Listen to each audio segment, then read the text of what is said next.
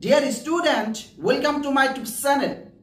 ছাত্ৰ ছাত্ৰীসকলে সায়েন্স ষ্ট্ৰীমৰ পৰা হাই সেকেন্ডাৰী চূড়ান্ত পৰীক্ষাত উত্তীৰ্ণ হোৱাৰ পিছত কোনটো কোৰ্স কৰিব এইটো সিদ্ধান্ত ল'ব নোৱাৰে। অৱশেষত বেছি সংখ্যক ছাত্ৰ ছাত্ৰীয়ে কিছুমান কমন কোৰ্স যেনেকৈ B pharm, BSc nursing, BSc এনেকুৱা ধৰণৰ কোৰ্সত এডমিশন লয়। কিন্তু দেখিবলৈ পাও যে এনেকুৱা ধৰণৰ কোৰ্স কমপ্লিট কৰাৰ পিছত বেছি সংখ্যক ছাত্ৰ ছাত্ৰীয়ে চাকৰি নাপায়। আজি তোমালোকৰ কাৰণে এনেকুৱা কেইটামান কোৰ্সৰ নাম ক'ব বিচাৰিছো যিবোৰ তোমালোকে যদি কৰিব পাৰা তেতিয়া হলে 100% তোমালোকৰ জব হ'ব। আৰু বৰ্তমান সময়ত এই কেইটা কোৰ্সৰ ডিমান্ড বহুত বেছি।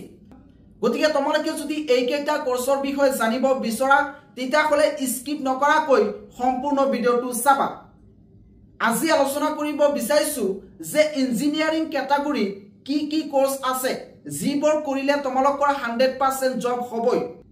1 number aircraft engineering, aeronautical engineering, civil engineering, chemical engineering, electronics and communication engineering, electricals and electronics engineering, mechanical engineering, computer science engineering, computer science engineering AI and DC, computer science engineering AI and ML, computer science engineering cyber security, computer science engineering cloud computing, computer science engineering internet of things, computer science engineering information of technology, computer science engineering data science, mining engineering, biotechnology, nano technology engineering, marine engineering.